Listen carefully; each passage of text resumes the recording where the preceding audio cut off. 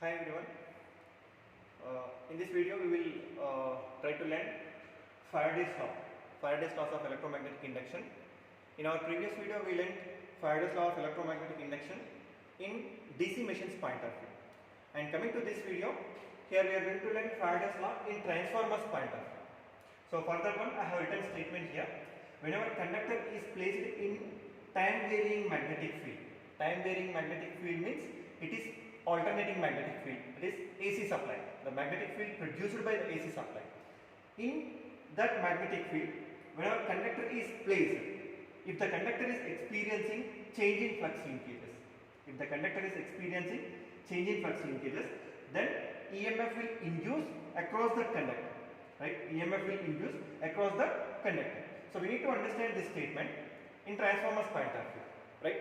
In DC machines point of view, statement is different.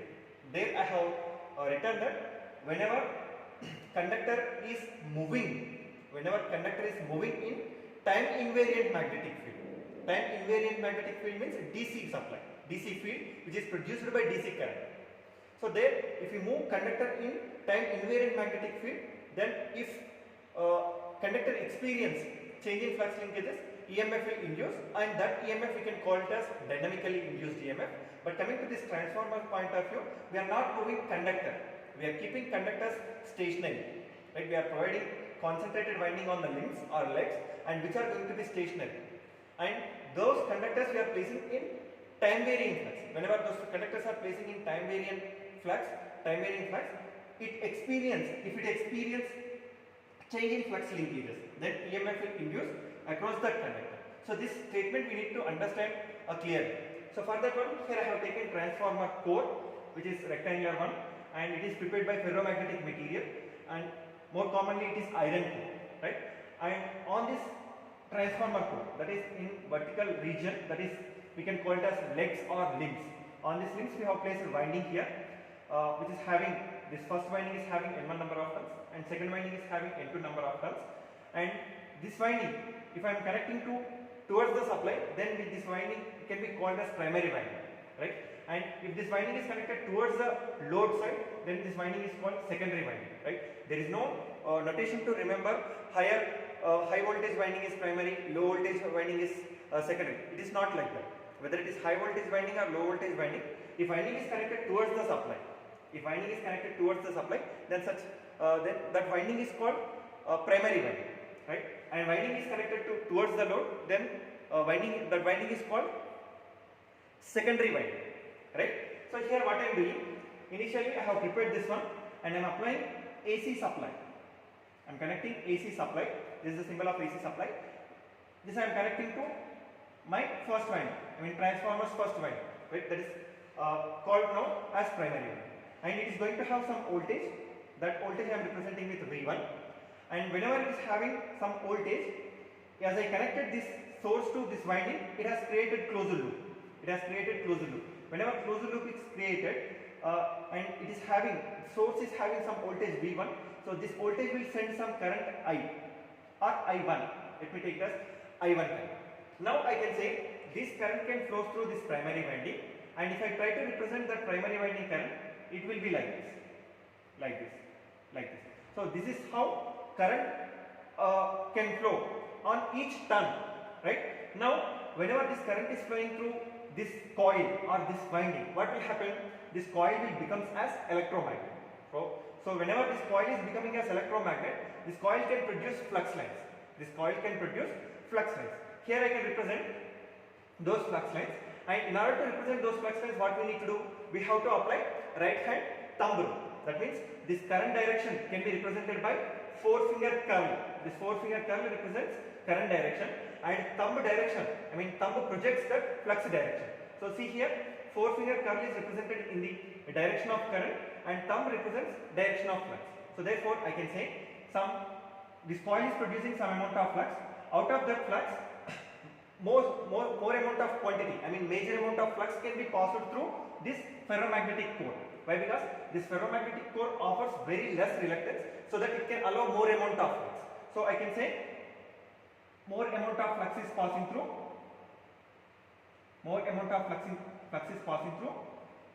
this core, right? That I am representing with pi m. Let me call it as mutual flux. Why? Because the coil, first coil is producing this flux now. This flux is able to link with other coil. Such type of flux lines we can call it as mutual flux lines. And along with this mutual flux lines, that means in less amount of quantity, I mean very small amount of quantity of leakage flux lines also there, and those leakage flux lines can pass through only air. It is unable to link with second winding, right? So these flux lines we can call it as leakage flux lines. These flux lines we can call it as leakage flux lines. So this flux lines I can represent with pi L, right? Leakage flux lines and mutual flux lines, right? Here now, whenever this mutual flux line is passing through this core, right? Whenever mutual flux line is passing throughout this core, what happens? This flux is having time varying nature. Why? Because we are giving AC supply. We are giving AC supply, that is sinusoidal supply. Like this, it is having pattern, right? This is the sinusoidal supply representation. Let me consider it as V1, and here it is omega t. And if you observe this supply, its magnitude is varying from one point to other point. If you take t equals to 0, I mean that is t naught instant, or other instance t1, t2, t3, t4 like that. If you take different instants, from instant to instant, continuously magnitude is changing. As continuously magnitude changes, what happens here? Current also changes, right? I mean here at t equals 0 or t naught instant, at this origin voltage is 0. After that, what is happening? Voltage magnitude is increasing. At some instant, let me take it as t1 instant. At t1 instant, that magnitude is reached to maximum value, right? When it reaches to maximum value, after that what will happen? After reaching to maximum value, it decreases, and it decreases till, let me consider this as t2 instant, right? And here from t1 instant to t2 instant, what is happening? Voltage magnitude is decreasing from positive maximum. Let me consider it as positive half cycle, and this value, this t1 instant, at t1 instant whatever the magnitude it is having, that I have considered as a maximum value. So at this maximum, from this maximum value towards the 0, it is decreasing. And after that, if you take some other instant like t3, again what is happening? From t2 instant to t3 instant, this voltage is continuously increasing, but it is in opposite direction, that is in negative half cycle, negative side. Opposite side means previously we considered this as positive now, so opposite side now we need to consider it as negative. That means this magnitude is increasing from 0 to towards the negative maximum. That happens till t3, right? After that, that is from t3 instant to t4 instant. That is from t3 instant to t4 instant. What is happening? Again it is decreasing from negative maximum to towards 0. That means we have given this kind of supply, alternating current supply, which is having time varying nature. Whenever it is having time varying nature, what will happen? Whatever the current produced by this voltage also having time varying nature. That means it also produces time varying nature current. The time varying nature current, let me draw in this way. So this is the current, time varying nature of current I1, right? So whenever current is having time varying nature, because of this current flow through these turns, what is happening here? Coil is becoming as electromagnet. So whenever coil becomes as electromagnet, it can produce flux lines. That means amount of flux lines produced by this coil depends upon magnitude of current. Amount of flux lines produced by this coil depends upon magnitude of current. And if you see the magnitude of current here, as it is having sinusoidal nature, so if I take at origin current I1 is equals to 0 now. So whenever current I1 is 0 means that implies that there is no current in the coil. If there is no current in the coil, what will happen? Coil cannot be act as electromagnet. If coil is not acting as electromagnet, what will happen? No flux lines can be produced, right? After this instant, what is happening here? Current is increasing. So whenever current increases, what will happen? Amount of flux lines also increases. And this increment continues till maximum value. So whenever current is changes from 0 to positive maximum, by the time flux also increases from 0 to maximum value. So whenever flux is increasing from 0 to maximum, how that flux has to flow? It has to flow through this core only, Why? Because this core is offering low reluctance.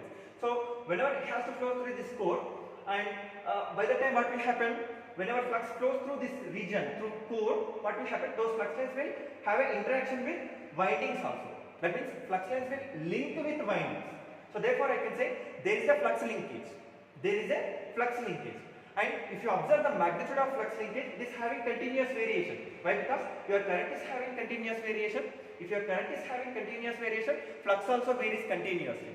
If flux varies continuously, I can say that those varying flux is interlinking with this winding, both the windings, primary winding and this secondary winding. With both the windings, that varying flux is linking. So whenever varying flux is linking, I can say there is a change in flux linkage. There is a change in flux linkage. So according to Faraday's law statement, whenever conductor is placed in time varying magnetic field. See, this winding I am considering as a conductor which is placed here, and when I give excitation to this one, coil is becoming as electromagnet. Whenever coil is becoming as electromagnet, it can produce flux lines, and those flux lines are passing through this core material. And whenever it is passing through this core material, those flux lines are linking with the conductors. So whenever those flux lines are linking with the conductors, it is looking like in time varying magnetic field, conductor is placed. It is looking like in time varying magnetic field, conductor is placed. That is what I have written. So whenever a conductor is placed in time varying magnetic field, if conductor experience change in flux linkage, if conductor experience change in flux linkages, then EMF will induce across that conductor. So therefore, EMF will induce across this conductor. Why? Because I can say flux is directly proportional to current, right? And we know, Oersted found that current is, flux is directly proportional to current. If current increases, flux increases. If current decreases, flux decreases. So therefore, I can represent this waveform with pi, right?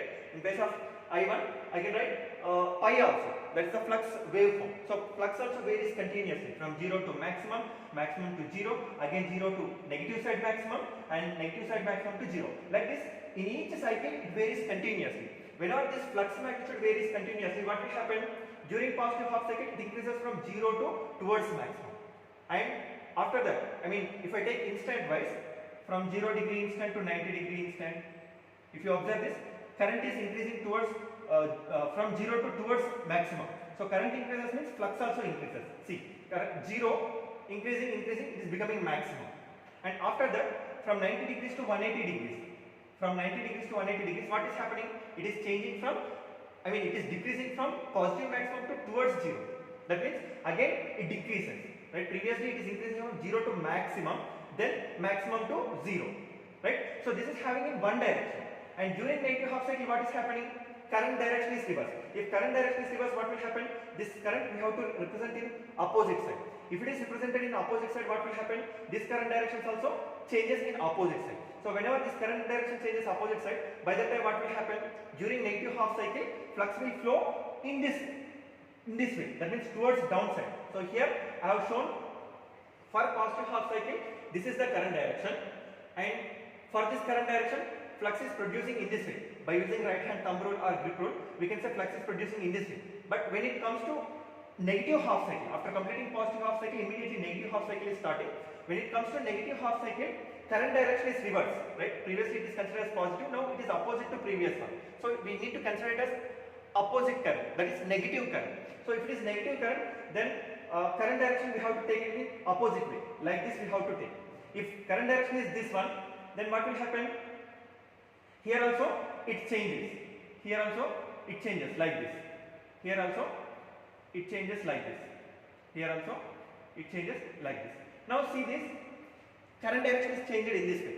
So whenever current direction is changed in this way, then try to apply again right hand grip rule or thumb rule. So forefinger curl represents flux direction. If forefinger curl represents flux direction, then thumb represents forefinger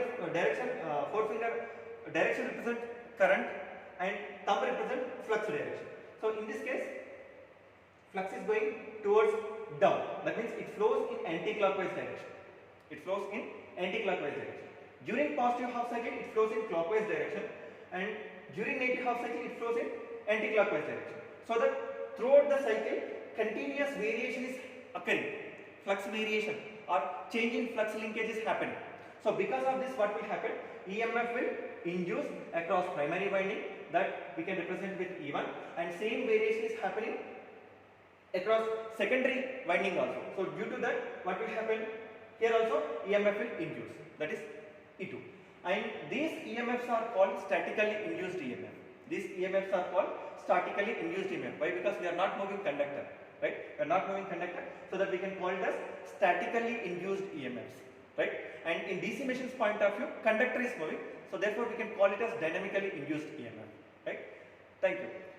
If you understand this, please share with your friends, and in YouTube type electrical engineering at Vittam Rakesh, right? Electrical engineering at Vittam Rakesh,